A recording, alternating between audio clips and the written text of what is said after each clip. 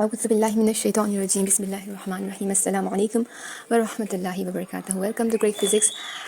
आज हम आखिरी कुछ एग्जांपल्स करने वाले हैं इस चैप्टर के वेक्टर एंड इक्विलिब्रियम के। ये बेसिकली एग्जांपल्स जो हैं वो इक्विलिब्रियम से ही मुतालिक हैं।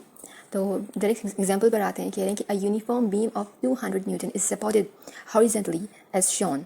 If the breaking tension of the rope is 400 Newton, how far can the man of weight 400 Newton walk from the point A on the beam as shown in figure 2.18? अच्छा, वो कह रहे हैं कि हमारे पास सबसे पहले तो आप इस फिगर को देखें, ठीक है। इस फिगर को आप देखें, ये हमारे पास बेसिकली एक प्रिज्म है।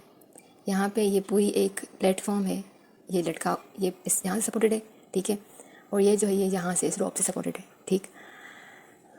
जिसकी वजह से अब ये रेस्ट पर है, ठीक है, ठीक है, ये रेस्ट पर है। सबसे पहली बात तो ये इक्विलिब्रियम में है और ये इसकी जो इक्विलिब्रियम है वो स्टैटिक इक्विलिब्रियम में है, ठीक। अच्छा, अब वो कह रहे हैं कि हमारे पास इस बंदे का जो वेट है वो 400 न्यूटन है, ठीक। इसका जो वेट है वो 400 न्यूटन है। इस प्लेटफॉर्म का जो वेट है वो 200 न्यूटन है, ठीक है। इसका ब्रेकिंग पॉइंट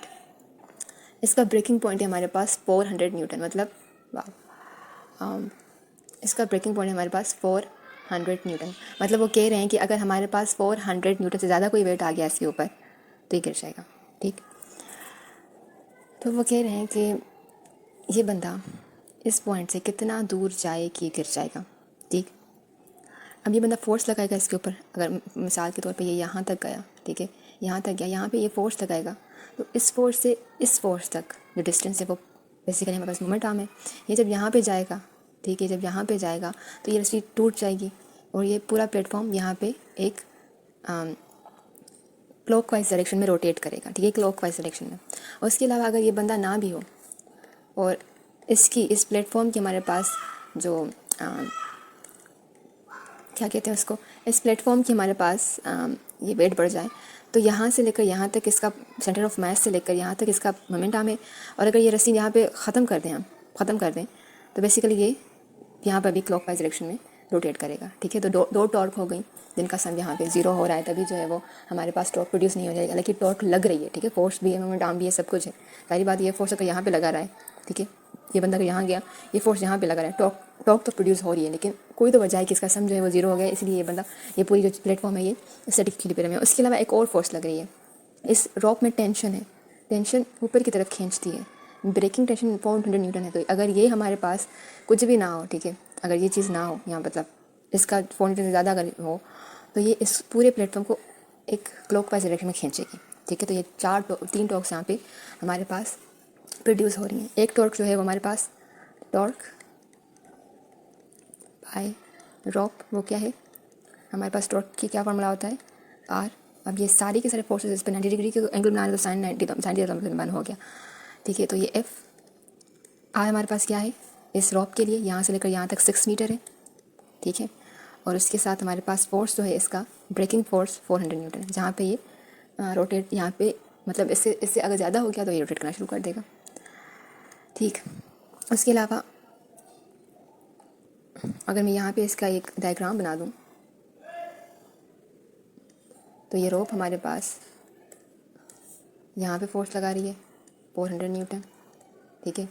ये हमारे पास जो प्लेटफॉर्म है ये यहाँ पे इतना 200 न्यूटन लगा रही है, ठीक है, न्यूटन। और इस सारे का जो है वो लेंथ 6 मीटर है, ठीक। ये बंदा जो है वो मोस्ट प्रोबेबली यहाँ पर कहीं पे नीचे की तरफ 400 न्यूटन लगा रहा है फोर्स, ठीक है। तो ये बेसिकली हमें जगह फाइंड करनी है। यहाँ से लेकर यहाँ तक हमारे पास डिस्टेंस 3 मीटर है, क्योंकि सेंटर ऑफ मास हमेशा बीच में होता है, ठीक। तो पिवट पॉइंट हमारे पास ये है, इसको हम 1 ले लेते हैं, ठीक। हमारे पास इस प्लेटफॉर्म की वजह से जो टॉर्क प्रोड्यूस होगा वो क्या होगा, इस प्लेटफॉर्म की वजह से टॉर्क बाय द प्लेटफॉर्म और बीम इस टाउ आर एफ। तो टाउ हमारे पास मोमेंट आर्म जो ये पिवट पॉइंट से लेकर जो इस फोर्स का डिस्टेंस है वो बेसिकली सेंटर ऑफ ग्रेविटी यहाँ पे बीच में एक्ट करती है, तो 3 मीटर्स होगा, 6 का हाफ। और फोर्स हमारे पास ये जो इसका अपना वेट है वो 200 न्यूटन है, क्रॉस 200 न्यूटन, ठीक है। ये मीटर्स में है, ये भी मीटर्स में है, तो ये एक, ये तो अब इस बंदे का जो हमारे पास टॉर्क है वो क्या होगा, मतलब बेसिकली वो जो ये बंदा फोर्स लगाएगा, हमें इस बंदे का फोर्स तो पता है, इसका वेट तो पता है, ब्रोक बाय मैन। तो बेसिकली वो हमें आर एफ तो पता है, हमें आर नहीं पता कि कितना दूर वो जाएगा, कि ये यहाँ पे बस मिनिमम उस पॉइंट से थोड़ा आगे निकलेगा तो हमारे पास ये प्लेटफॉर्म टूट जाएगा और इसमें जो रोटेशन है वो क्लॉक वाइज प्रोड्यूस होगी, ठीक है। हमें वो नहीं पता तो हम इसको आर के ही देते हैं, और फोर्स जो है वो इसका 400 न्यूटन है, ठीक है। अब ये सब कुछ स्टैटिक है, मतलब सारे टॉर्क ज़ीरो है, ठीक है। ये इसको क्लॉकवाइज लेके जाएगा, मतलब ये जो अगर आप देखें काउंटर क्लॉकवाइज जो हमारे पास रोटेशन होती है वो पॉजिटिव होती है, जो क्लॉकवाइज होती है वो नेगेटिव होती है। तो ये जो फोर्स है ये इस तरफ लेके जा रहा है रॉक, तो ये पॉजिटिव होगी, बाकी ये और ये जो इस बंदे की वजह से जो टॉर्क प्रोड्यूस होगी और जो इस प्लेटफॉर्म से टॉर्क प्रोड्यूस होगी वो दोनों क्लॉकवाइज होगी, तो वो दोनों नेगेटिव टॉर्क होगी, ठीक है। तो सबसे पहले इस प्लेटफॉर्म की टॉर्क रखते हैं 6 मीटर इंटू 400 न्यूटन, ठीक है। उसके साथ माइनस ये हमारे पास 3 मीटर इंटू 600 न्यूटन, और इसके बाद हमारे पास जो इस बंदे का टॉर्क है वो बेसिकली हमें माइनस आर इंटू 400 न्यूटन, और इन सब का सम जो है वो ज़ीरो है, स्टैटिक इक्विलिब्रियम है सेकंड कंडीशन के बाद, ठीक। अब इन सब का जो हमारे पास सम आता है वो क्या होगा, R metre R 400 newton metre, और यहाँ पे जो है वो इस तरफ 1800 न्यूटन मीटर, ठीक है। तो बेसिकली ये न्यूटन नहीं है, सिर्फ मीटर नहीं है, न्यूटन है, ठीक। आर जो है हमारे पास वो 4.5 मीटर हो गया, ठीक है। तो इससे थोड़ा आगे, मतलब इस डायरेक्शन में हमारे पास इस बंदे ने फोर्स लगाना है, तो ये बिल्कुल ब्रेकिंग पॉइंट पर होगा। उसके बाद जो है ये थोड़ा सा भी आगे गया 4.5 मीटर के आगे तो ये रस्सी टूट जाएगी और आगे जो है वो प्लेटफॉर्म नीचे गिर जाएगा। एक और एग्जांपल है 2.9, a boy weighting 300 newton is standing at the edge of a uniform diving board 400 metres in length. इसकी लेंथ 400 मीटर है। The weight of the boy is 200 newton time the force exerted by the pedestal on the ball. तो सबसे पहले हम एक diagram बना देते हैं, फोर्स डायग्राम, ठीक है। इस बंदे का जो मतलब वेट है यहाँ पे बिल्कुल इस जगह पर एज पर ये खड़ा है, इस पे इसका वेट है 300 न्यूटन, ठीक है। ये जो है यहाँ से लेकर यहाँ तक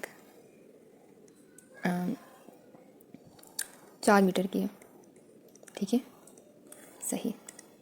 उसके बाद इस पर्टिकुलर जो बोर्ड है इसका अपना वेट भी होगा, नीचे जाएगा, तो इसका बोर्ड जो है वेट जो है वो बीच में बिल्कुल 200 न्यूटन है, ठीक। यहाँ पे दो पेडिस्टल हैं, ठीक है, तो दोनों का रिएक्शन फोर्स होगा, जारी बात है। ये अगर यहाँ पे अटका हुआ है तो इसको ग्रेविटी यहाँ खींचेगी और इन दोनों का पेडिस्टल का जो रिएक्शन होगा वो ऊपर की तरफ होगा, ठीक। तो यहाँ पे इस पॉइंट का जो फोर्स है वो ऊपर की तरफ है R2, ठीक है, और इसी तरीके से रिएक्शन फोर्स है R1 वो इस तरफ है। अच्छा, तो पहले तो फोर्सेस को जीरो करते हैं first according to first equilibrium condition, ठीक है। फोर्सेस को जीरो करते हैं, हमारे पास R1 R2 ऊपर की तरफ है तो ये दोनों पॉजिटिव होंगे, ये दोनों नीचे की तरफ है तो ये -200 न्यूटन -300 न्यूटन, तो बेसिकली बस R1 + R2 500 न्यूटन होता है, सही। अच्छा, ये तो फर्स्ट कंडीशन होगी। सेकंड कंडीशन में इन सबका टॉर्क भी जीरो होना चाहिए, ठीक है। तो पहले तो हम पिवट पॉइंट जो है वो फाइंड करते हैं। पिवट पॉइंट हम इसको ले लेते हैं, ठीक है। इस पर्टिकुलर पॉइंट को हम पिवट ले लेते हैं, जहाँ से दूर जितना एक फोर्स यहाँ पर है सेंटर ऑफ ग्रेविटी से, एक फोर्स से बंदा लगा रहा है, ठीक है, एक फोर्स से यहाँ लग रहा है, तो 3 टॉर्क प्रोड्यूस हो रहे हैं यहाँ पे जिनका सम जीरो है। और सब जो है वो ये भी क्लॉकवाइज ले जाएगा, ये भी क्लॉकवाइज ले जाएगा, ये भी क्लॉकवाइज ले जाएगा, सारे माइनस हैं, ठीक है, सही। R1 जो है हमारे पास उसका पिवट पॉइंट से कितना डिस्टेंस है, अगर आप देखें तो ये डिस्टेंस यहाँ से लेकर यहाँ तक 1 मीटर है, ये डिस्टेंस यहाँ से लेकर यहाँ तक 4 मीटर की है, ये 2 मीटर, ये भी 1 मीटर है, ठीक है। और जो उस लड़के का डिस्टेंस है यहाँ से लेकर यहाँ तक वो 3 मीटर है, 4 मीटर की है, ये 1 मीटर हो गया, ये 3 मीटर है, ठीक है।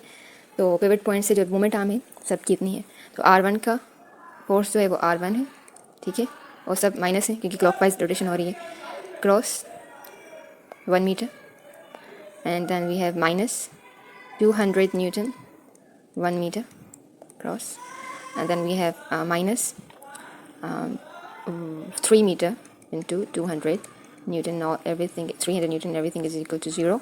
So we will get R1 equals 3 into 3 900, हमारे पास 1100 न्यूटन होगा माइनस में। R1 हमारे पास माइनस में आया है, ठीक। और इसी तरीके से अगर हम इक्वेशन 1 में देखें तो हमारे पास R2 यहाँ पर आ जाता है, R2 हमारे पास आ जाता है 1.6 न्यूटन। और अगर आप यहाँ पे गौर करें, R1 बेसिकली नेगेटिव है, लेकिन हमने यहाँ पे पॉजिटिव लिया है। ऊपर की तरफ पॉजिटिव होता है, नीचे की तरफ नेगेटिव होता है, लेकिन यहाँ पे नेगेटिव वैल्यू है R1 की। इसका क्या मतलब है कि जब ये लड़का यहाँ पे खड़ा होगा ना, ये लड़का यहाँ पे खड़ा है, ठीक है, तो अगर ये इस ऊपर की तरफ है इसका, तो इसके खड़े होने की वजह से ये तो मतलब उखड़ के बाहर आ जाना चाहिए था ना, लेकिन नहीं आया। क्यों? क्योंकि यहाँ पे इससे ज़्यादा इसका जो फोर्स है वो इस तरफ लग रहा है, ठीक है। ये 300 न्यूटन का फोर्स अगर यहाँ पे लग रहा है, तो यहाँ पे ये 1.1